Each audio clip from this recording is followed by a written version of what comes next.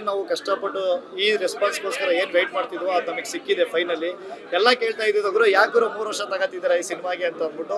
ಇವತ್ತು ಸಿನಿಮಾ ನೋಡಿದ್ರೆಲ್ಲ ಹೊರ್ತು ವಾಚು ಅಷ್ಟು ಟೈಮ್ ಆಗುತ್ತೆ ಬಿಡಿ. ಈ ಸಿನಿಮಾ ಈ ಅದ್ದೂರಿತನ ಆಗಿರ್ಬೋದು, ಈ ಸೆಟ್ ಆಗಿರ್ಬೋದು, ಇದನ್ನೆಲ್ಲ ನೋಡಿ ಮಾತಾಡ್ತಿದ್ದಾರೆ. ಆಮೇಲೆ ಪ್ರತಿಯೊಂದು ಕ್ಯಾರೆಕ್ಟರೈಸೇಷನ್ ಮಾತಾಡ್ತಾ ಇದ್ದಾರೆ.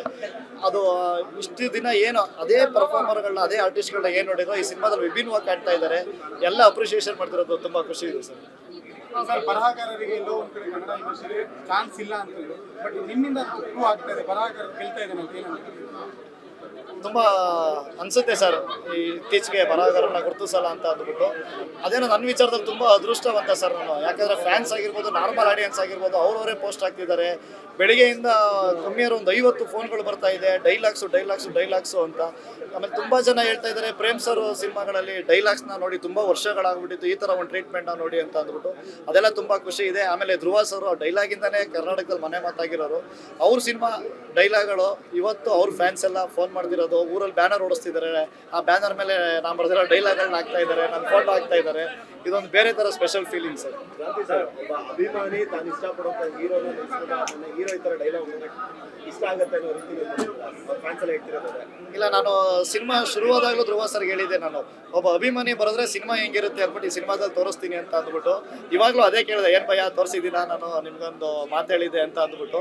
ಆಮೇಲೆ ಅವ್ರಿಗೆ ಇನ್ನೊಂದು ಮಾತು ಹೇಳಿದೆ, ನಾನು ಬರ್ಡೇಗೆ ಒಂದು ಮೆಸೇಜ್ ಮಾಡಿದ್ದೆ ಅವ್ರಿಗೆ. ನಾನು ಶಿಳ್ಳೆ ಚಪ್ಪಾಳೆ ಹೊಡೆದಿರೋ ಹೀರೋ ಇವತ್ತು ಅವ್ರಿಗೆ ಡೈಲಾಗ್ ಬರೀತಾ ಇದ್ದೀನಿ, ಅದು ವರ್ಷ ಜವಾಬ್ದಾರಿ ಇವತ್ತು ನನಗಿದೆ ಅಂತ ಅಂದ್ಬಿಟ್ಟು. ಇವತ್ತು ಆ ಡೈಲಾಗ್ ಶುರುವಾಗಕ್ಕೆ ಮುಂಚೆ ಜನ ಇಡೀ ಕ್ರೌಡ್ ಕಿರಿಸ್ತಾ ಇದ್ದಾರೆ, ನಿಮ್ಮ ಎತ್ತೊಳಿ ತಪ್ಪಾಯ್ತು ಅಂದ್ಬಿಡೋಣ ಅನ್ನೋದು. ಅವ್ರು ಪ್ರತಿ ಸಲ ಲಾಂಗ್ ಹಿಡಿದಾಗ ರವಿಶಂಕರ್ ಸರ್ ಡೈಲಾಗ್, ಧ್ರುವ ಸರ್ ಡೈಲಾಗ್ಗಳಿಗೆ ಅವ್ರು ರೆಸ್ಪಾನ್ಸ್ ಮಾಡ್ತಿರೋ ರೀತಿ ಆಗಿರ್ಬೋದು, ಅದು ತುಂಬ ಖುಷಿ ಇದೆ ಸರ್. ಸರ್, ಆದ್ರೂ ನಿಮ್ಗೆ ಅಲೆಕ್ಸಾಂಡರ್ ಮೇಲೆ ಪ್ರೀತಿ ಜಾಸ್ತಿ ಅಂತ. ಅಲೆಕ್ಸಾಂಡರ್ ಟೈ ಅದು ಬರಲೇ ಇಲ್ಲ, ಏನದು? ಅದೇ ಅಲೆಕ್ಸಾಂಡರು ಇಂಗ್ಲೀಷನು ಅವ್ನು ಬೇಡ ಅಂದ್ಬಿಟ್ಟು ಅಶೋಕ ಚಕ್ರವರ್ತಿ ಮಾಡಿದ್ದಾರೆ ಸೆನ್ಸಾರ್ ಅವರು. ನಮ್ಮ ರಾಜರು ಇರಲಿ, ನಮಗೂ ಒಳ್ಳೇದೇ ಅಂತ ಅಂದ್ಬಿಟ್ಟು ನಾವು ಆ್ಯಡ್ ಮಾಡಿದ್ವಿ ಥ್ಯಾಂಕ್ ಯು ಸರ್. ಸರ್. ಅಲ್ಲ, ತುಂಬಾ ಜನ ಕತೆ ಏನು ಗುರು ಪಾರ್ಟ್ ಅದು ಅನ್ನೋದಕ್ಕಿಂತ ನೀನ್ ಮದುವೆ ಆಯ್ತದ ಅಂತಾನೆ. ಅಲ್ಲ, ನಾನು ಇಷ್ಟಪಟ್ಟು ಮದುವೆ ಡ್ರೆಸ್ ಎಲ್ಲ ಹಾಕ ಬಂದೆ.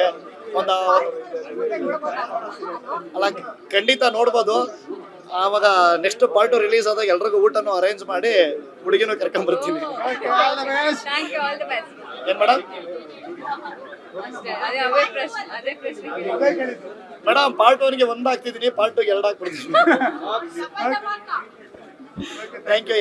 ಎಲ್ಲ KD ಸಿನಿಮಾನ ತುಂಬಾ ಇಷ್ಟಪಡ್ತಾ ಇದ್ದೀರಾ, ಬರವಣಿಗೆನ ಗುರುತಿಸ್ತಾ ಇದ್ದೀರಾ, ಡೈಲಾಗ್ ಬಗ್ಗೆ ತುಂಬ ಮಾತಾಡ್ತಾ ಇದ್ದೀರಾ. ಎಲ್ಲ ಕಡೆ ಆಲ್ರೆಡಿ ಮೆಮ್ಸ್ ಪೇಜ್ ಆಗಿರ್ಬೋದು, ಟ್ರೋಲ್ ಪೇಜ್ ಆಗಿರ್ಬೋದು, ಮೀಡಿಯಾಗಳ ಕವರಿಂಗಲ್ಲಿ ಆಗಿರ್ಬೋದು, ಎಲ್ಲ ಕಡೆ ಹೇಳ್ತಾ ಇದ್ದೀರಾ. ನಾರ್ಮಲ್ ಆಡಿಯನ್ಸು ಕೂಡ ಕಾಮೆಂಟ್ ಮಾಡ್ತಾ ಇದ್ದೀರಾ ಸಿನಿಮಾ ಒಳ್ಳೇದಾಗಬೇಕು ಅಂತ ಅಂದ್ಬಿಟ್ಟು. ಎಲ್ಲ ಬಂದು ಹತ್ತಿರದ ಚಿತ್ರಮಂದಿರದಲ್ಲಿ ಬಂದು ಸಿನಿಮಾ ನೋಡಿ KD ಸಿನಿಮಾಗೆ ಇದೇ ಥರ ಹಾರೈಸಿ. Thank you so much.